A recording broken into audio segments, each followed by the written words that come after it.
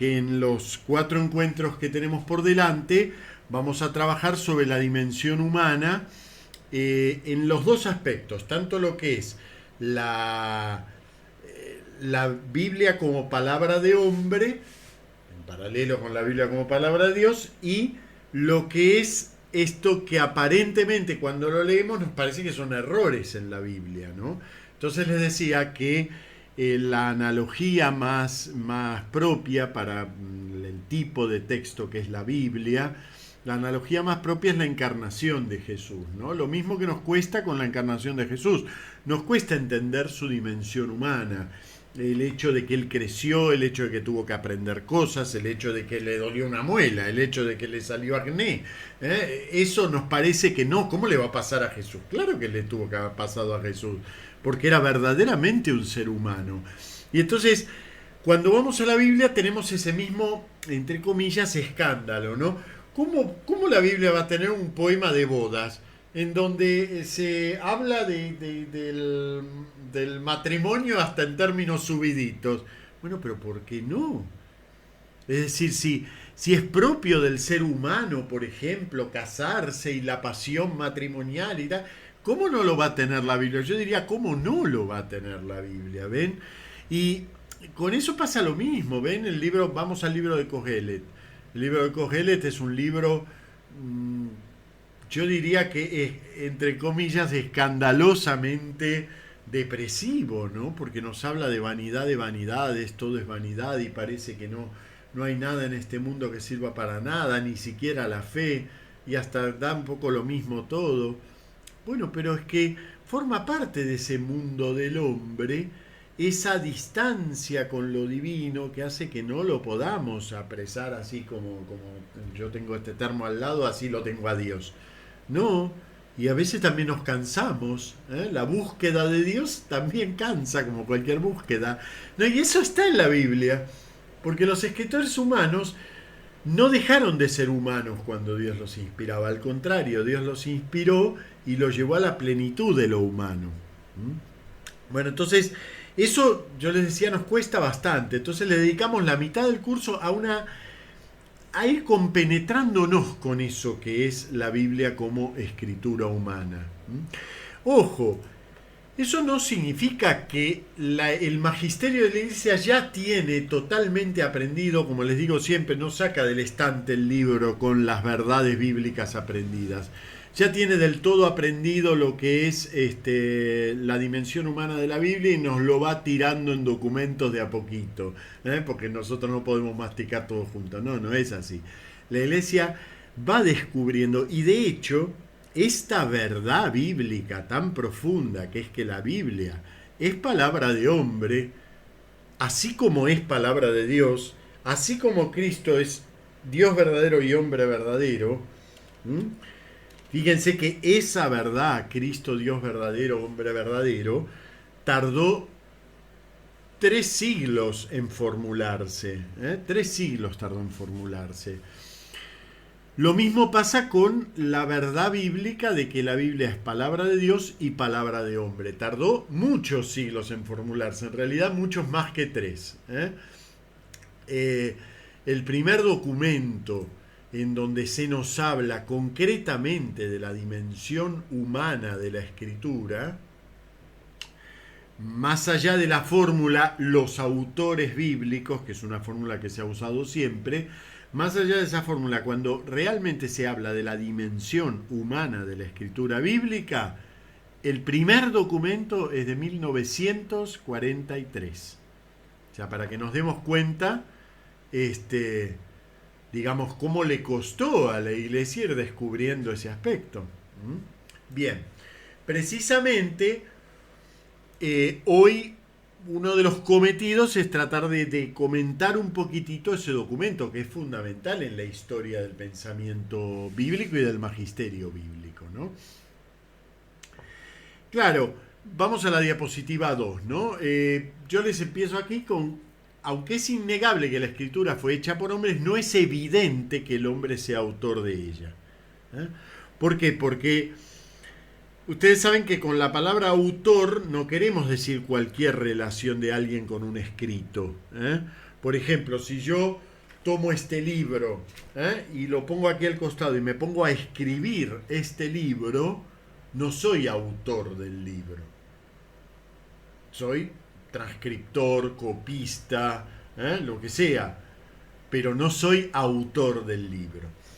Si Blenkinsopp viene y me dice, mira, yo te voy a dar más o menos lo que quiero escribir y tú le vas dando forma. Tampoco soy yo autor del libro. Tampoco soy autor del libro. Podría ser en la jerga se diría que soy el negro, es decir, el que lo escribió en concreto, pero cuyas ideas y pensamientos no son de él. Podría figurar como coautor. Vieron que algunos libros tienen un autor grande arriba y otro más chiquitito abajo. Bueno, generalmente tiene que ver con eso, con que uno es el que puso las ideas y el otro es el que puso la escritura concreta, el estilo literario, etcétera, etcétera.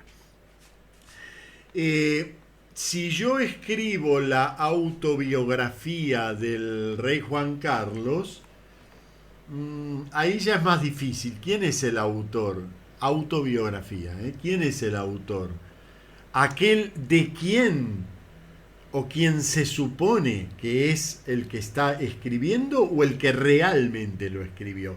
Es muy común que los personajes públicos conocidos, su autobiografía no sea auto, es decir, que la escriba otro. Eso es muy común. ¿Quién es el autor? Ven, ya ahí estamos en casos límite. La coautoría, la autoría por encargo, la autoría subordinada, no son del todo autoría. En realidad, el autor de un texto es uno, no dos. Por ejemplo, el modelo de la coautoría, podríamos pensar que la Biblia es una coautoría de Dios y hombre. Dios pone unas cosas, el hombre pone otras. Pero tampoco es eso. ¿Ven? Normalmente el autor es uno. Si este libro tiene dos autores, será generalmente que una parte la escribe uno, por ejemplo un capítulo, el otro escribe otro, el otro escribe otro, y así pasan a ser coautores. Algunas veces ocurre que todo el libro surge de un diálogo vivo entre dos personas. Uno de ellos lo redacta y los dos se consideran coautores, porque en realidad de lo que son autores es del diálogo vivo. ¿Ven? No es nada fácil, porque la palabra autor no es una palabra simple. Nos parece que es simple, pero no es una palabra simple. Ustedes ya saben que la palabra autor tenía un sentido en la antigüedad distinto del que le damos nosotros. En la antigüedad, autor era el que confería autoridad, la fuente de autoridad de una obra. Entonces, podía ser autor para la mentalidad antigua, no para la nuestra. Para la mentalidad antigua podía ser autor San Pedro de la primera carta de Pedro, sin que San Pedro ni siquiera se hubiera enterado que existía esa carta, porque fue escrita después de su muerte. Pero para la mentalidad antigua, el verdadero autor seguía siendo Pedro, porque era la fuente de autoridad de ese texto. Es un concepto muy difícil para nosotros, porque nosotros tenemos ligada la palabra autor a la producción material de la obra. En la antigüedad, la autoría es una cosa muchísimo más espiritual, digamos, muchísimo menos ligada a la producción concreta de la obra. Más modernamente, autor significa el creador del contenido de una obra. Claro, es una noción menos legal, exactamente, es una noción menos legal la noción antigua. También es una noción un poquito equívoca, ¿no?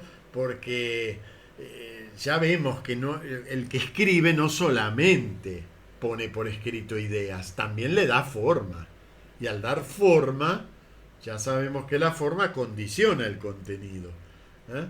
Pero bueno, ahora vamos a seguir tantas veces, vamos a tener que darle vuelta a esta idea que vamos a simplemente a copiar sentidos distintos. ¿Eh?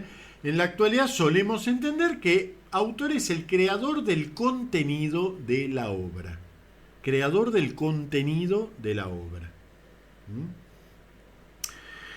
Claro que cuando hablamos de literatura es una obra distinta. Si yo, por ejemplo, tomo, vamos a ver,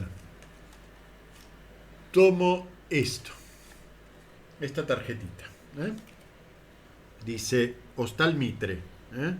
Y el número de teléfono, etcétera. ¿Cuál es el contenido de esto? El contenido es que este hostal se llama Mitre y tiene tales teléfonos y queda en tal dirección. Este es el contenido. Y además tiene una forma, ¿ven? La forma muy pensadita, con este recuadro de verde, este otro recuadro de verde, este de blanco. Yo puedo separar en este caso la forma, lo estético, el diseño, del contenido. Yo podría, por ejemplo, copiar en un papelito Hostal Mitre 961386103 y tengo el mismo contenido. ¿Sí? Aquí lo puedo separar.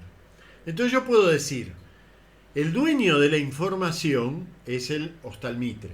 Ese es el dueño de la información. Ahora, el dueño del diseño es la casa que hizo el diseño de la tarjeta. ¿Ven? Entonces, por ejemplo, la casa, fíjense, ¿no? Esto hasta es legal así.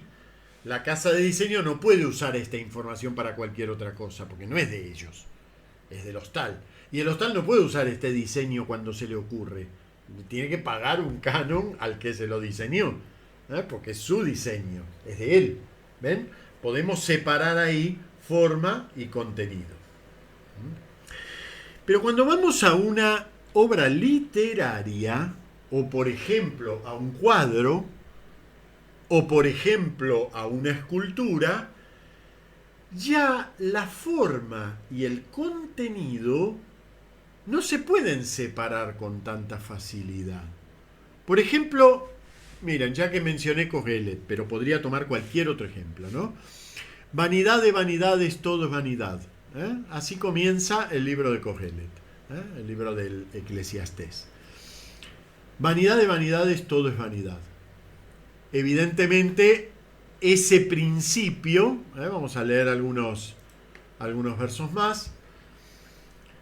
Vanidad de vanidades, dice Kohelet, vanidad de vanidades, todo vanidad. ¿Qué saca el hombre de toda la fatiga con que se afana bajo el sol?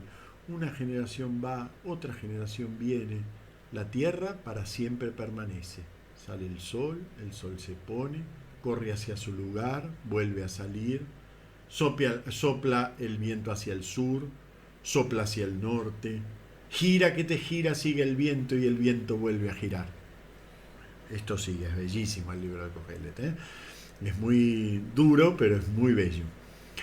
Es evidente que aquí la verdad del texto, la idea del texto, no es como el Hostal Mitre. Yo no lo puedo separar del modo de decirlo. A ver, tratemos de resumir qué dice este texto, cuál es la verdad de este texto. Y la verdad de este texto es que todo no vale nada, que las cosas ocurren y vuelven a ocurrir. Pero ven, no es un buen resumen. No es un buen resumen. Cuando creo que todos los que estamos aquí más o menos leemos o tratamos de rezar con los salmos, ¿no? Y nos damos cuenta que hay incluso hasta cosas duras que se dicen ahí, no se pueden separar porque no tienen un contenido totalmente distinto de la forma. Yo puedo mirar una foto y puedo recordar, qué sé yo, a mi mamá. Pero yo puedo separar y decir, bueno, mi mamá era así, en esta foto salió así o así o lo demás allá. La cosa contenida, el contenido y la forma las puedo separar. Pero cuando miro un cuadro ya no pasa lo mismo. Yo voy y miro un cuadro, qué sé yo, cualquiera, Las Meninas, miro el cuadro, o el Cristo de Velázquez. ¿Puedo separar el modo ese en el que pintó ese claro oscuro, en el que pintó Velázquez a Cristo, de lo que él quiso pintar que es Cristo? ¿Puedo separarlo? ¿Ven? Nos pasa como con Coelet. No lo puedo separar. Si yo quiero, bueno, ¿cómo es el Cristo que pinta Velázquez? Y al final termino describiendo exactamente el cuadro de Velázquez. Porque no hay una materia más allá de eso. ¿Ven? En todo lo que sea escritura artística, producción artística en general, cuadro, escultura, cine, ópera, ballet, lo que se les ocurra, la forma y el contenido se identifican. Entonces, yo no puedo decir que en la Biblia Dios puso el contenido y los autores pusieron la forma. Y los dos son autores. Porque en realidad la forma y el contenido, salvo que sea prosa puramente informativa como el Postal Mitre, esto es prosa informativa. Salvo que sea puramente informativa, lo demás, forma y contenido, están mezclados. Y ya tenemos un autor de la Biblia, que es Dios. Eso no lo podemos perder. Si la Biblia no tiene a Dios como autor, no tiene autoridad. Eso ya lo establecimos. Y entonces, ¿cómo tiene otro autor? Y sin embargo hay algo constante en el magisterio a lo largo de los siglos, y es que nunca renunció a llamar autores a los escritores humanos. Y miren que ha evolucionado el lenguaje, de la antigüedad hasta hoy la palabra autor ha variado de significado, se ha ido concretando en la obra. Sin embargo, siempre, si vamos ya desde lo más remoto antiguo, se usaba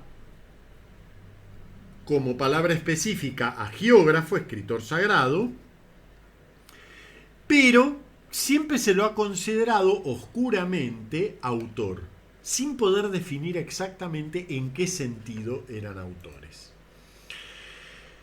El magisterio se encontró con este problema de la autoría humana un poco de costado, es decir, no es que en un momento dijeron, siempre los hemos llamado autores, vamos a ponernos a reflexionar sobre qué quiere decir eso. No, el magisterio nunca obra así, no se siente especulativamente a pensar las cosas, sino que en el embate de las situaciones que van ocurriendo en la vida de la Iglesia, van apareciendo los problemas, algo que a lo mejor siempre se afirmó de una determinada manera, pero nadie se la puso a pensar, a ver cómo era. De repente aparece en toda su necesidad. Bueno, así le pasó con la autoría humana al magisterio. Se encontró un buen día con ese problema de la autoría humana. ¿Cuándo? Estoy en la diapositiva 3. El magisterio se encontró con el problema de la autoría humana cuando a mediados del siglo XIX se encontró frente al problema de la errancia de la escritura. Ustedes me dirán, ¿no será de la inerrancia? No, inerrancia es negación de errancia, pero el problema en sí es la errancia. El hecho de que algunos decían que esto tenía errores. Y entonces no puede ser eso. ¿Cómo va a tener errores si el autor es Dios? ¿Sí? Y sin embargo, el mundo, aquí lo llamo en las diapositivas muy imprecisamente el mundo, para poner como dos bloques, ¿no? Ya sabemos que la cosa no es tan sencilla.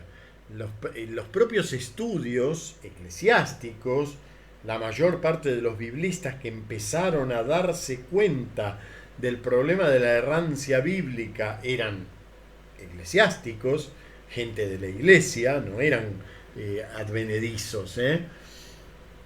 Pero bueno, empiezan a estudiar la escritura y dicen, no, pero esto no puede ser. Aquí este texto dice esto y en a vuelta de página, dice lo contrario.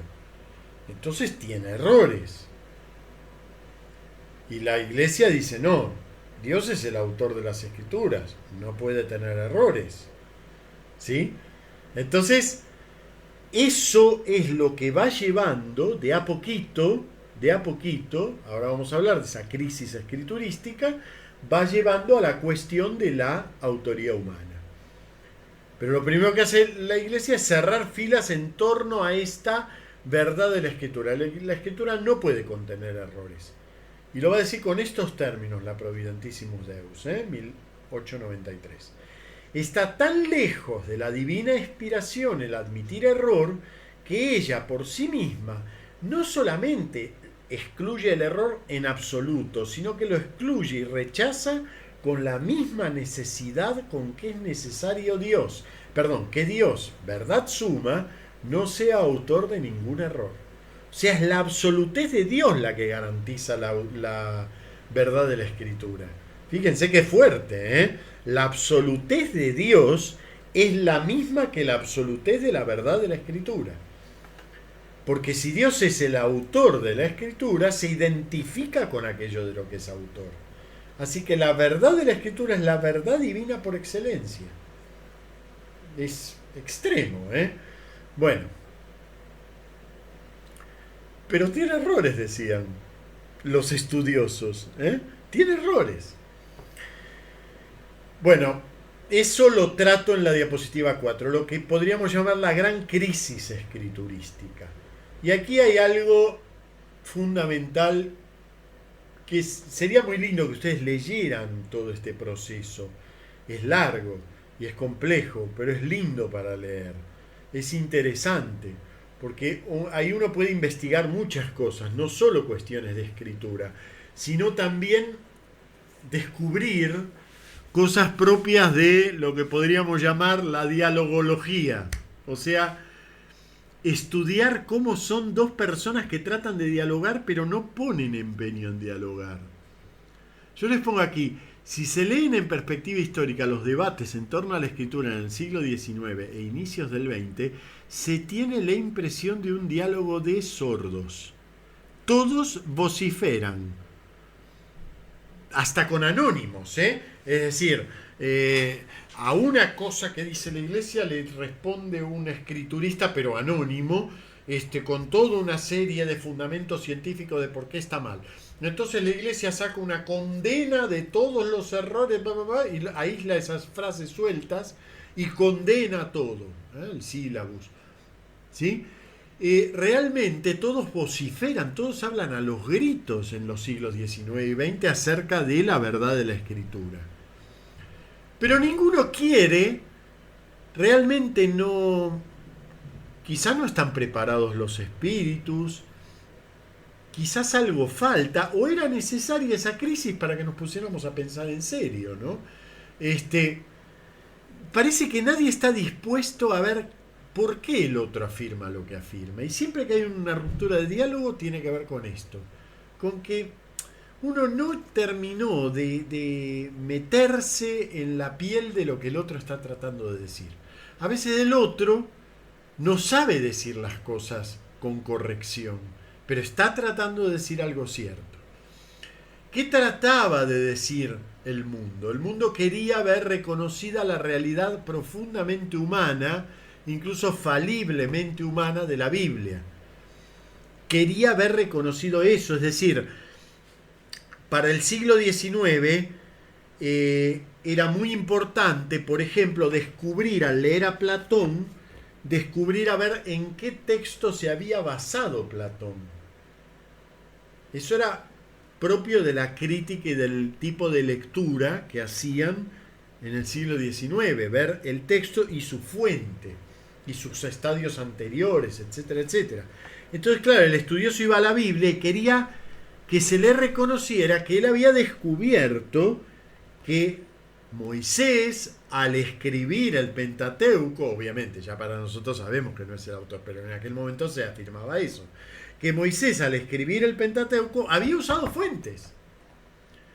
Fíjense, la primer gran obra crítica, la de Jan Astruc, ya la mencioné en algún momento, donde él descubre esto que luego fue la corriente yavista y la corriente eloísta en el Pentateuco.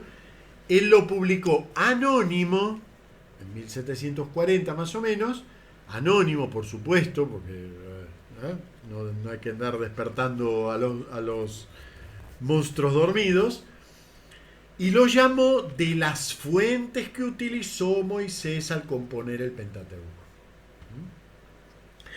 ¿Ven? Esas eran las cosas que querían ver reconocidos los estudiosos. Ellos estudiaban humanamente unos textos, los comparaban con otros textos tan humanos, y resulta que cuando llegaban a la Biblia tenían que decir, no usó fuentes, se lo dictó el Espíritu Santo. Pero como si aquí yo veo evidentemente lo mismo que veo cuando leo a Platón.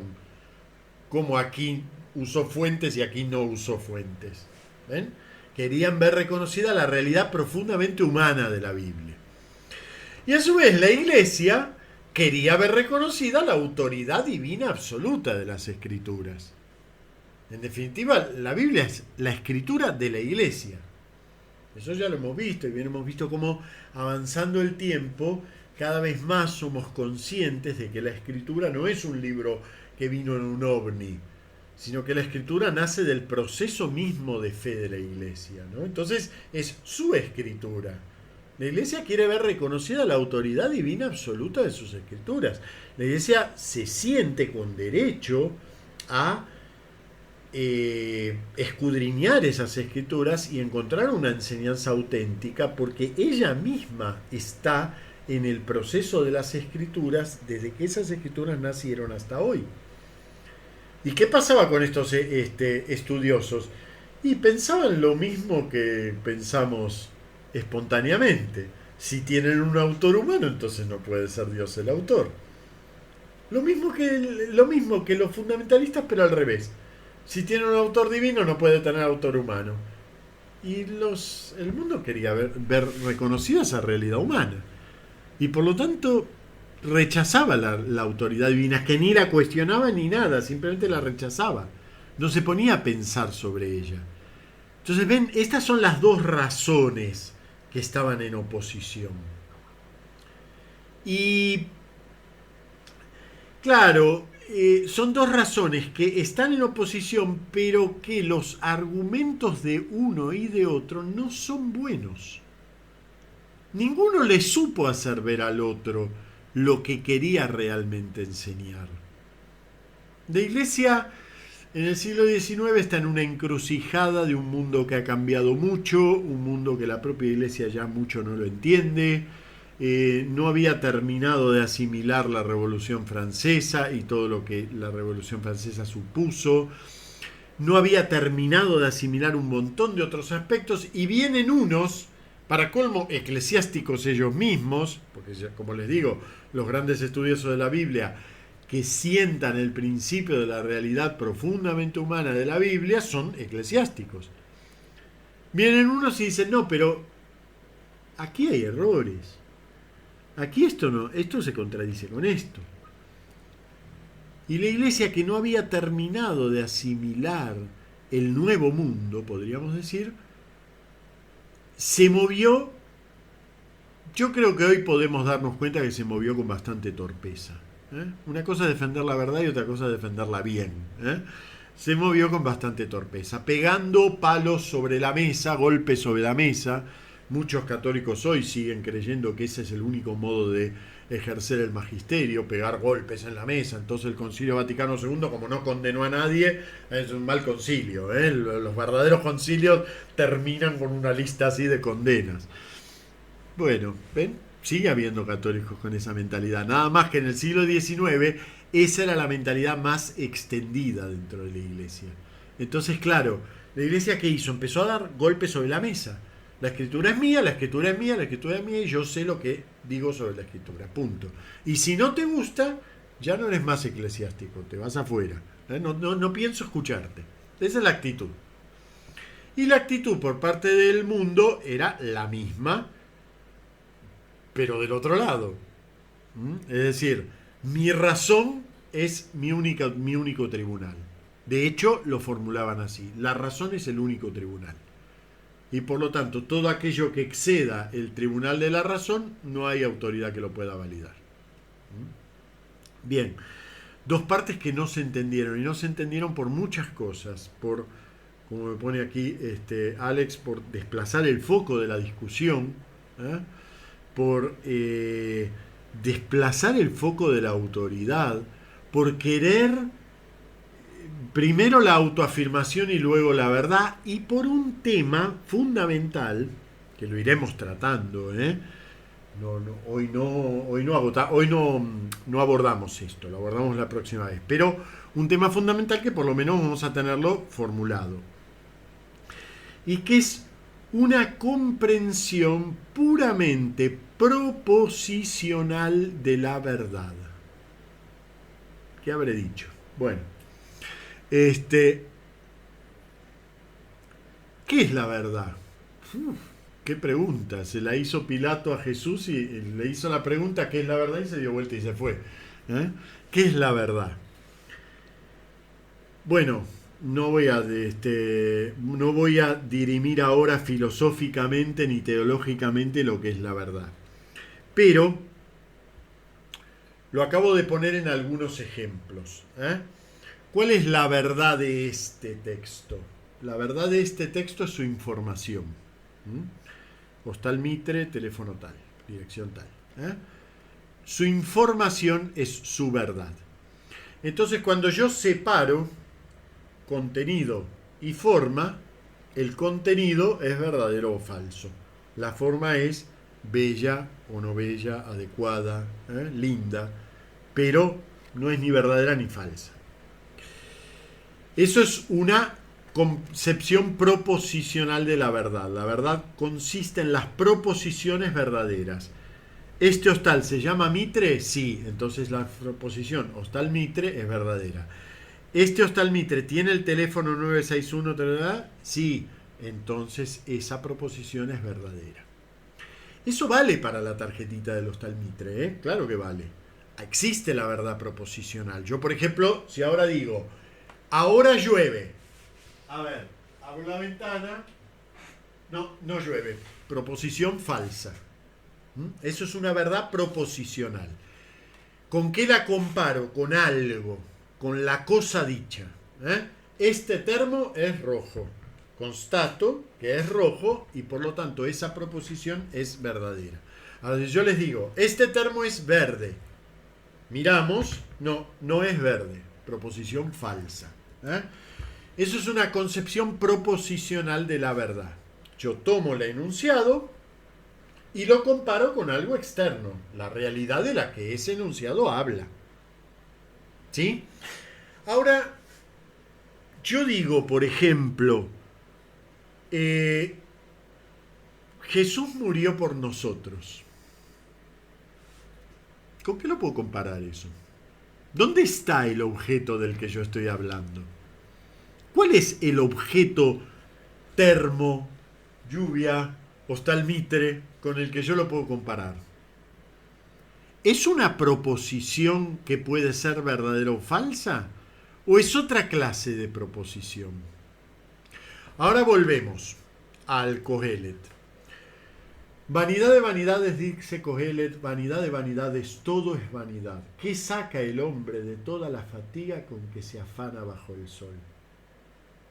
¿Cuál es la proposición allí que puede ser verdadera o falsa? Esto no es susceptible de ser convertido en una proposición. Es otra clase de verdad. Sin embargo, las dos partes, tanto la Iglesia como los racionalistas, vamos a ponerle un nombre más cercano a la realidad, tanto la Iglesia, en vez de decir al mundo, ¿no? Tanto la Iglesia como los racionalistas, los dos estaban equivocados en una cosa fundamental, y que es que consideraban a la Biblia una especie de depósito de verdades proposicionales. Entonces, claro, si yo leo en un capítulo que Dios se queja de que el pueblo de Israel instituye la monarquía, y en el capítulo siguiente, no a 10 capítulos ni en otro libro, sino en el capítulo siguiente, Dios lo manda a Samuel a instituir la monarquía porque así salva a su pueblo, yo digo, esto está equivocado. Esto es un error. Porque esta proposición es la contraria de esta. Y dos proposiciones contradictorias no pueden ser verdaderas al mismo tiempo. Entonces, o Dios instituyó la Eucaristía, la monarquía, o no la instituyó. Esas verdades son contradictorias. Entonces, si las dos están en la Escritura, alguna de las dos está equivocada. Falta una reflexión sobre la verdad misma, sobre el significado mismo de la verdad bíblica, para poder ponerse a pensar realmente en cuál es la verdad de la Escritura y si eso que desde el punto de vista proposicional es una contradicción, si realmente ese es el significado del texto, si realmente está contándome cuándo se instituyó la monarquía o está hablando de alguna otra cosa que yo estoy descuidando. Pero ¿qué pasa? Para poder llegar a eso yo tengo que llegar a la textura misma del texto, a su dimensión escritural propiamente dicha. ¿Qué ocurre con esto? Que por un lado aparece toda una etapa en donde se cierra la crisis, pero en realidad se cierra en falso. ¿Por qué se cierra en falso? Porque no se pasa a pensar en profundidad la cuestión de la verdad bíblica. Solo se dan golpes en la mesa. Esto no se puede pensar, aquello no se puede decir, aquello no se puede denunciar, aquello son unos endemoniados y bla, bla, bla, los que afirman que... Y claro, mientras tanto, el mundo va avanzando, va moviéndose, van excavándose en Palestina y en el Oriente Medio en general, van excavándose nichos arqueológicos y se van encontrando, por ejemplo, textos antiguos, más antiguos que la Biblia, que se parecen a textos de la Biblia. Entonces ya no era tan original la Biblia. Entonces hay cosas con las que compararla. Se pueden empezar a ver, supónganse, esas cifras tan extrañas de las edades de los patriarcas, que uno dice, bueno, eso o el autor se lo sopló Dios porque él no estaba, así que o al autor se lo sopló Dios cuánto había vivido cada uno con pelos y señales, porque habla de tantos años en cifras no redondas, vivió 947 años y bueno, esas edades tan extrañas, o se las sopló Dios, o a lo mejor no son históricas. ¿Cómo no van a ser históricas? Si la verdad es la proposición, entonces eso tiene que ser verdadero sí o sí. Porque la proposición misma tiene que ser verdadera. Bueno, cuando empiezan a salir a la luz documentos de Babilonia, documentos sumerios, en donde a los reyes antiquísimos de las primeras épocas de la humanidad se le atribuyen edades también insólitas. Y entonces, ¿qué pasó ahí? ¿Dios sopló y algún otro que no era bíblico tomó al dictado? ¿O bien era una forma de hablar? Tal vez era una forma de hablar, de la cual ahora teníamos comparaciones para hacer. ¿Ven? Y la proposición en sí no era este hombre vivió tanto tiempo. A lo mejor lo que había que buscar era otra cosa. Entonces, bueno, en los 50 años, 40 años que van desde la gran crisis bíblica, con ese primer gran documento bíblico, Providentissimus Deus, un gran documento, pero que está todavía bajo esa impronta de la verdad como proposición, de la verdad puramente proposicional. En esos años ocurrieron muchas cosas, pero dentro de la iglesia hubo como un cierre en falso de la crisis. El que afirmaba tal o cual cosa quedaba fuera y por lo tanto dentro de la iglesia nunca se afirmaba nada que no fuera lo oficial. También la ciencia bíblica se empobreció enormemente, porque claro, el que quería estudiar tenía que irse. La realidad era esa. hubo muy pocos espíritus, digamos, muy fieles y muy convencidos de su ser católicos y al mismo tiempo de lo que realmente había que decir sobre la Biblia, y que a pesar de las denuncias, los cuestionamientos, las prohibiciones y todo, siguieron perteneciendo a la Iglesia. El señero de todos ellos, el señero, el que podríamos decir mantuvo el estudio bíblico sobre sus espaldas, fue el padre Lagrange, fundador de la Escuela Bíblica de Jerusalén. Hoy la Escuela Bíblica de Jerusalén es ampliamente reconocida. El propio Papa Pío XII en 1943 habla alabando esta escuela bíblica y mostrándola como lo que realmente fue, la señera del estudio bíblico católico. Pero antes de eso, Lagrange, el fundador, tuvo que aguantar, digamos, el peso de esto que,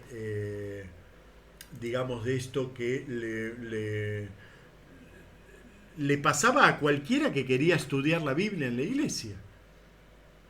Como les dije la semana pasada, a los protestantes no les pasaba porque ellos no tienen un magisterio central, pero lo que sí ocurría era que a un estudioso que afirmaba más o menos estas mismas cuestiones sobre la historicidad o sobre la relación de la Biblia con los documentos sumerios o sumeroacádicos, egipcios, lo que fuere, lo aislaban y entonces el tipo se tenía que ir y fundarse otra comunidad.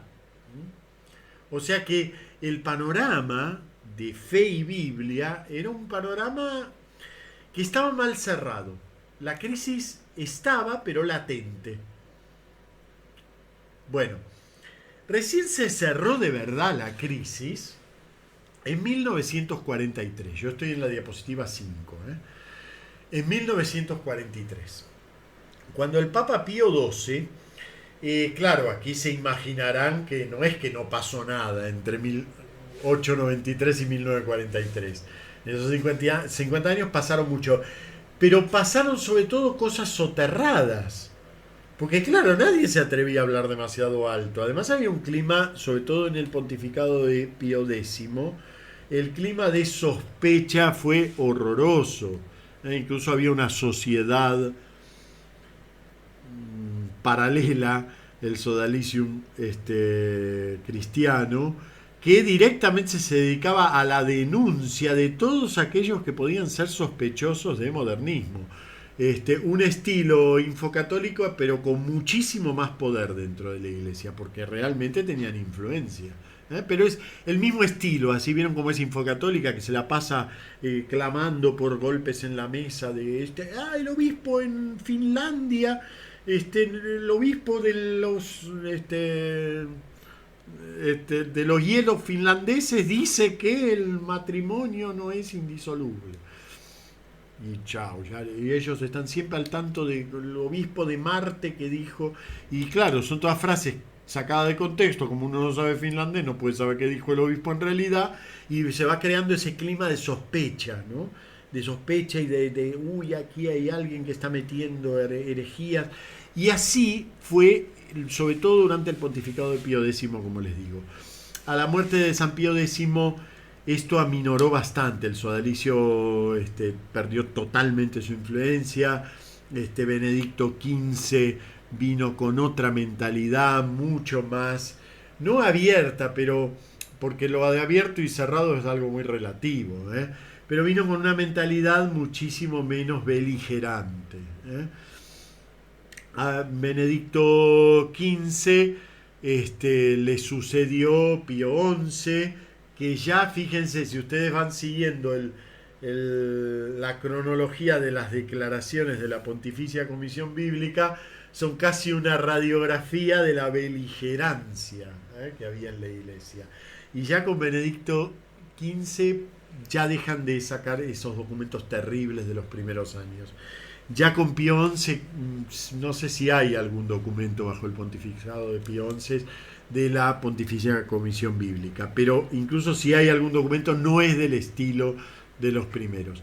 Y con Pío XII es una persona de gran cultura y de gran inquietud personal, y realmente se informó de la cuestión bíblica, es decir, uno nota que la Divino Aflante Espíritu la haya redactado él o no. Ustedes saben que las encíclicas, cuando son de temas muy específicos, no necesariamente la redacta el Papa, ¿eh? La puede redactar una comisión de expertos, pero evidentemente el Papa le supo dar una impronta totalmente nueva al estudio bíblico. Aprovechando los 50 años de la encíclica Providentissimus Deus, que trataba no de la Biblia, sino del estudio de la Biblia, la Divino Aflante vuelve a renovar el interés en el estudio de la Biblia, pero ya lo hace desde el principio, señalando cómo, y aparte es muy lindo que lo haga así, hoy nos cuesta un poquito leerla porque claro, tiene todo ese lenguaje ampuloso de las encíclicas de antes del Concilio Vaticano II, ¿no? Es un lenguaje así un poquito pomposo, pero bueno, era cuestión de la época también, pero en el prólogo, ya en el prólogo, Pío XII va marcando, siempre destacando las cosas buenas que fue aportando el magisterio en estos 50 años, pero va remarcando la evolución del problema bíblico. Y llega a decir con toda claridad que en estos 50 años es evidente que no se puede seguir repitiendo lo mismo que en la Providentissimus Deus, porque han pasado muchas cosas. Y nombra entre las cosas que han pasado el descubrimiento de grandes tesoros bibliográficos en el Oriente, en los descubrimientos arqueológicos, y miren que todavía él no conoció, esa encíclica no conoció el descubrimiento de Qumran, miren ustedes, a poquitos años está. Descubrimientos arqueológicos, el redescubrimiento de las lenguas originales y la profundización, la difusión del estudio del hebreo y del griego, que ya venía por supuesto ocurriendo, pero que el encargo que hizo el propio León XIII, Benedicto XV a los benedictinos para que revisaran la traducción de la Vulgata y cómo eso había ido generando un nuevo conocimiento del texto, incluso del texto latino. ¿Ven? Pone la cuestión bíblica en una nueva perspectiva, una perspectiva que nunca debería haber perdido, que es la perspectiva histórica. La Biblia nació dentro de un proceso histórico y es recibida en un proceso histórico. Ahora bien, ¿cuál es entonces la clave para entender la Biblia? Fíjense, la clave para entender la Biblia, si le iban a preguntar a Pío X, les hubiera dicho, la clave para entender la Biblia es el magisterio de la Iglesia. Lo que la Iglesia dice sobre la Biblia, esa es la clave total. Lo cual se sigue repitiendo eso, Es cierto, pero no es cierto. La clave de la Biblia tiene que estar dentro de la Biblia. Por muy que la Biblia sea el libro de la Iglesia, la clave de la Biblia tiene que estar dentro de la Biblia. Y la va a decir el Papa Pío XII con estas palabras. Esperen que busco el número 15 de la Divino Aflante Espíritu. Ustedes tienen linkeados los documentos en la bibliografía. Dice, bueno, ya saben, el estilo pomposo de la época, no importa, vamos a superar eso, vamos a tratar de entender lo que dice. Dice, armado egregiamente con el conocimiento de las lenguas antiguas y con los recursos del arte crítica, emprenda el exegeta católico aquel oficio que es el supremo entre todos los que se le imponen, a saber, el hallar y exponer el sentido genuino de los libros sagrados. Esa es la tarea de la exégesis, exponer el sentido genuino de los libros sagrados. Y para eso él cuenta con dos herramientas, el conocimiento de las lenguas antiguas y los recursos de la crítica. Bien. Ahora, ¿qué quiere decir el sentido genuino de los libros sagrados? Para el desempeño de esta obra tengan ante los ojos los intérpretes que, como la cosa principal de todas, han de procurar distinguir, como la cosa principal de todas, han de procurar distinguir bien y determinar cuál es el sentido de las palabras bíblicas llamado literal. El sentido literal es la cosa que hay que buscar como principal. Ahora bien, ustedes me dirán, chocolate por la noticia, ya sabemos que el sentido literal es el principal, el que tenemos que buscar. Bueno, primero que no todos lo sabían, y no todos lo decían así. Ahora sabemos que es así. Pero en ese momento, y el propio Papa se va a quejar de eso, hay muchos que proponen que el sentido de la Escritura es el espiritual o místico. Ese es el verdadero sentido de la Escritura. El sentido literal no hay ni que tocarlo. Y aún hoy muchos predicadores se creen que explicar la Escritura es sacar moralina a partir del texto bíblico. Y la moralina es siempre un segundo sentido. Ay, porque lo que importa en la Escritura es que yo me lo aplique a mí. ¡No! Lo que importa en la Escritura es lo que dice la Escritura. Si después te lo puedes aplicar, bienvenido sea, pero no te vas a poder aplicar todo. Cuando David le gusta a Betsabé y manda a un servidor a buscar a Betsabé para acostarse con ella, no te lo vas a poder aplicar, salvo que te pares en la terraza a mirar vecinas. Si no, no te lo vas a poder aplicar. Porque el sentido literal es lo que está contando. ¿Sí? Entonces, cuando lo leemos, tenemos que llegar al sentido literal. Esto, se darán cuenta que esto necesita muchas explicaciones, pero esto es lo que dice el Papa. Ven lo básico. Tengan los intérpretes ante los ojos que, como la cosa principal de todas, han de procurar distinguir bien y determinar cuál es el sentido de las palabras bíblicas que llamamos literal. Ahora bien, ¿qué es eso del sentido literal? Y entonces ahora va a explicar lo que es el sentido literal y va a dar con una fórmula que ahora nos resulta normal, pero era totalmente nueva cuando se redactó esta encíclica. Dice: sea este sentido literal de las palabras el que ellos averigüen con toda diligencia por medio del conocimiento de las lenguas, valiéndose del contexto y de la comparación con pasajes paralelos. Las tres cosas son realidades literarias, ¿ven?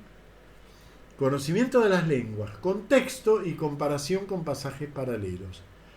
A todo lo cual suelen también apelarse en favor de la interpretación de los escritos profanos.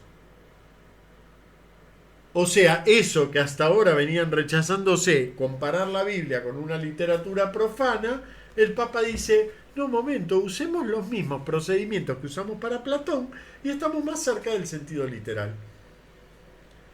Y ahora viene el corolario, la fórmula esa que les digo que es toda una novedad en el magisterio. Para que aparezca en toda su luz la mente del autor. La mente del autor. Y es evidente que aquí se está refiriendo no a Dios como autor, sino al autor humano, porque habla precisamente de la mente del autor. Entonces fíjense, por primera vez el magisterio llega a una fórmula.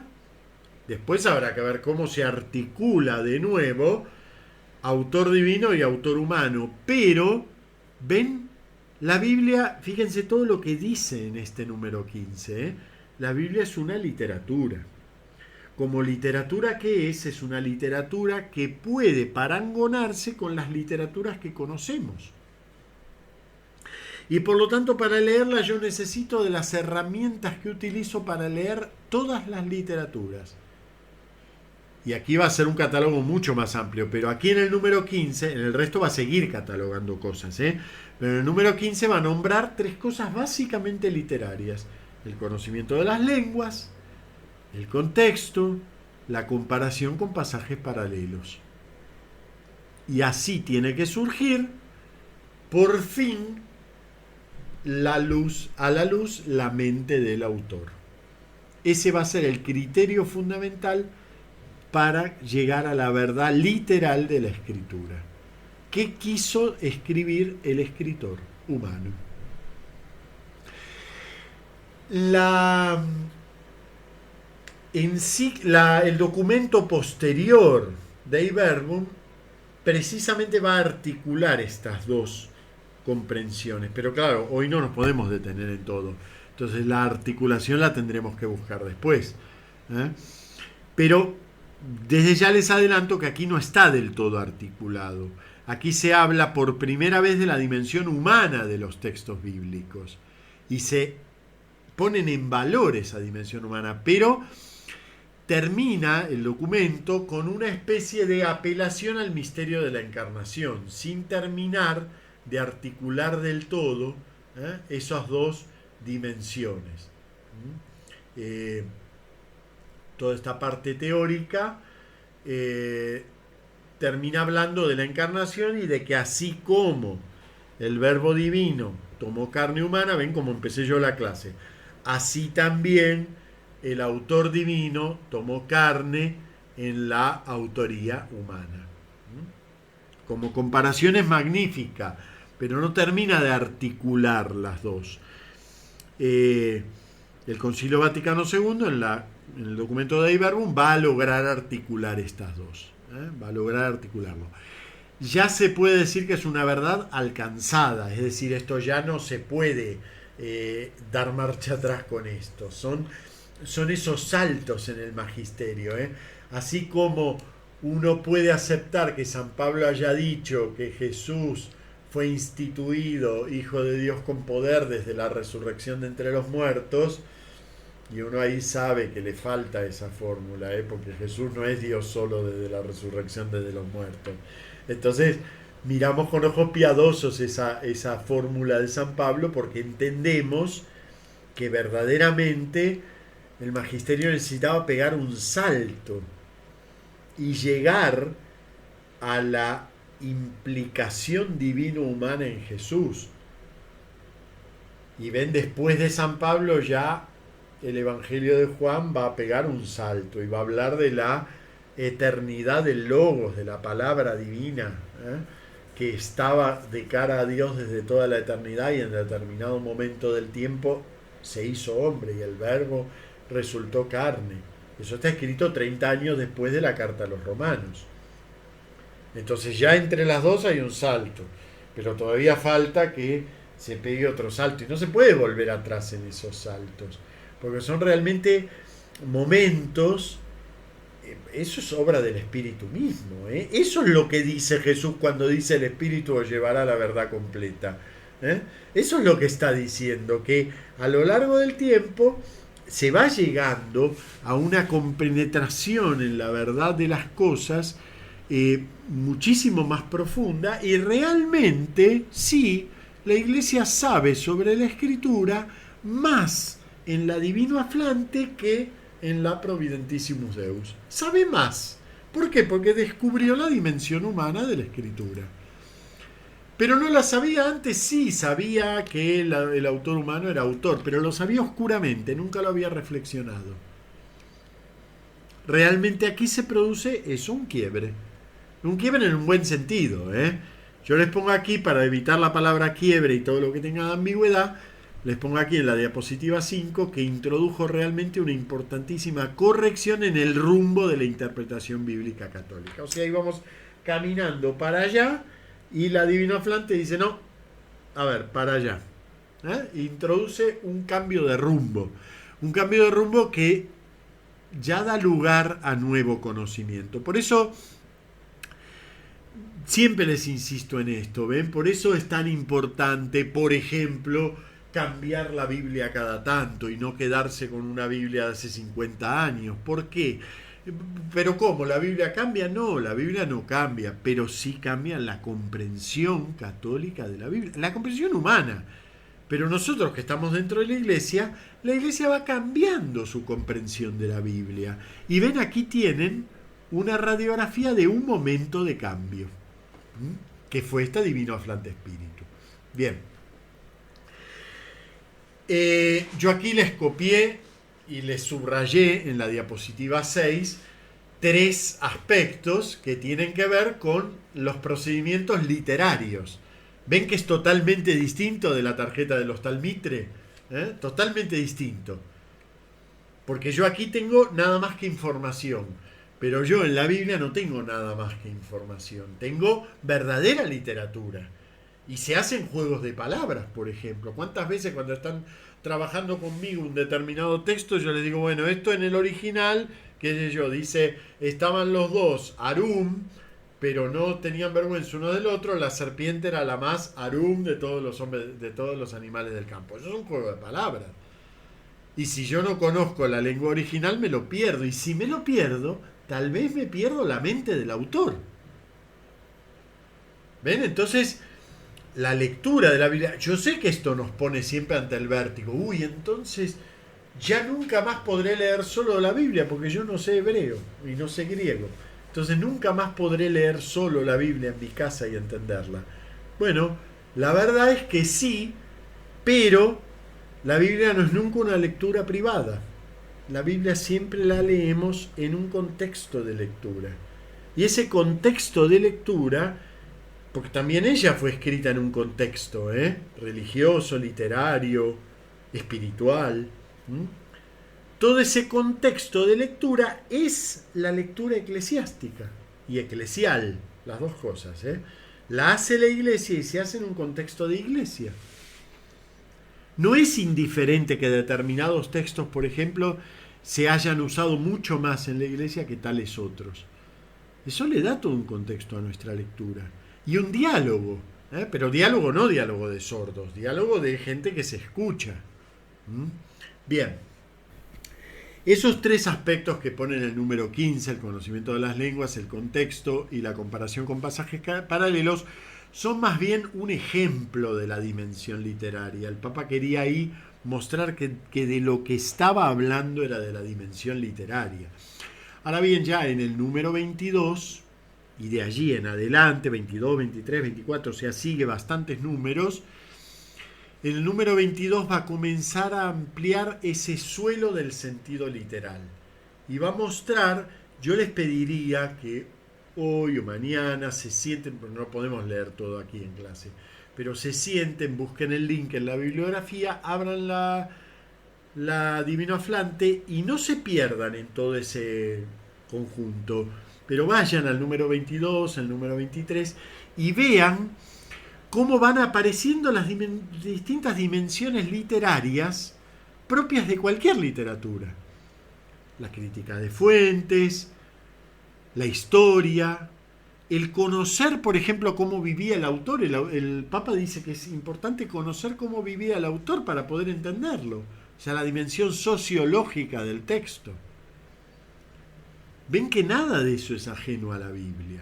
Y sobre todo introduce ahí por primera vez la palabra clave del sentido literal humano, la determinación del género literario. Es la primera vez que en un documento bíblico se alude a esto. Y fíjense que todavía hoy cuesta mucho que la gente entienda la importancia fundamental que tiene el género literario. Nosotros lo vamos a seguir trabajando esto, así que hoy no me detengo en eso. Pero la importancia fundamental, ¿sí?, que tiene el género literario. Porque sin eso yo no puedo saber el alcance de un texto. ¿Qué quiere realmente decir? Y sin saber qué quiere realmente decir, no puedo pasar de la verdad proposicional. ¿Qué quiere realmente decir la tarjeta Mitre? Quiere decirme la dirección y el teléfono. Pues muy bien. Entonces voy a verificar la verdad proposicional, porque quiere decirme eso. Pero ¿qué quiere decir vanidad de vanidades, todo es vanidad? ¿Quiere decirme que nada vale nada? ¿Realmente quiere decirme eso? Porque si quiere decirme eso, su verdad proposicional la tengo que juzgar según criterios, digamos, puramente lógicos. Y entonces no puede ser un libro bíblico, porque ningún libro bíblico me podría decir que todo es nada, que nada vale nada, nada tiene sentido. ¿Cómo un libro bíblico va a decir eso? Evidentemente hay algo ahí que no es proposicional, que va más allá de lo que la proposición en sí quiere decir. Bueno, hasta que no determine el género literario no puedo saber cuál es el alcance. ¿Mm? Bien. Vamos a la diapositiva 7, la última, para una distinción más, que es que el Papa carga con fuerza, en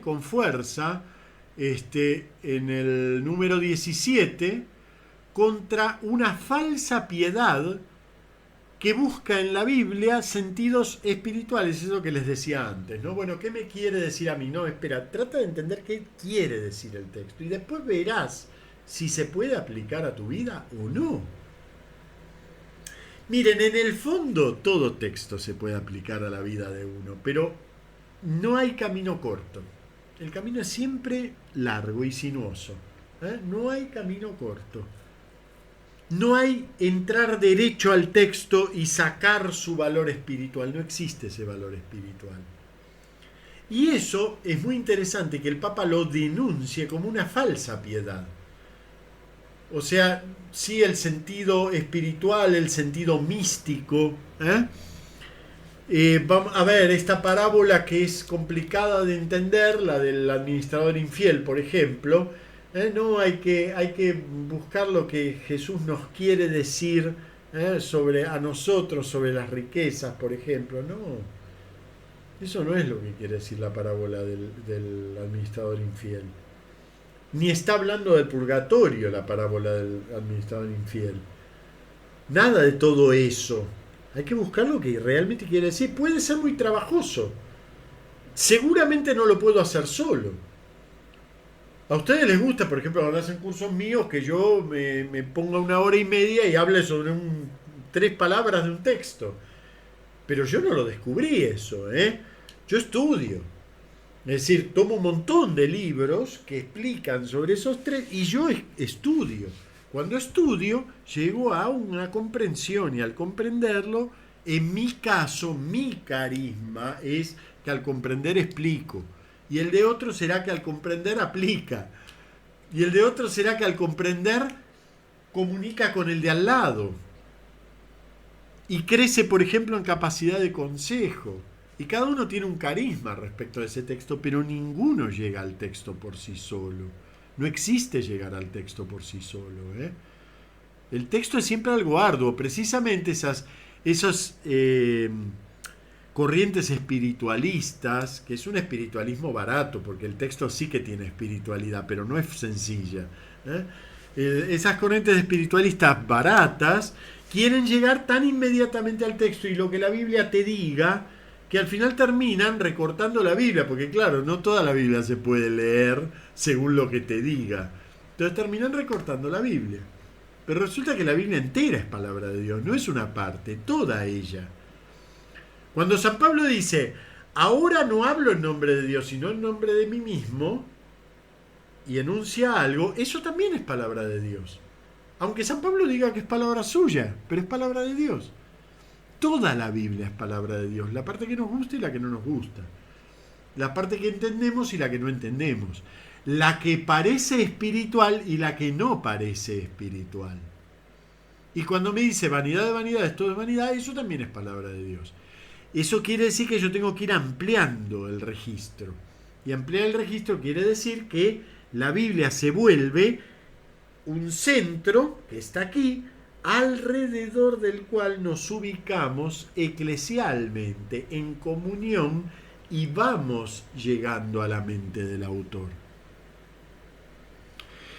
En el número 16, el Papa también arremete contra otra deformación del estudio bíblico, y muy importante y muy cultivada lamentablemente también, que es confundir el sentido literal con una exposición meramente técnica. Es decir, si yo me pusiera a hablar, qué sé yo, de la carta a los romanos y me detuviera solamente en su significado literario, filológico, textual, pero no llegara al significado teológico, doctrinario, religioso.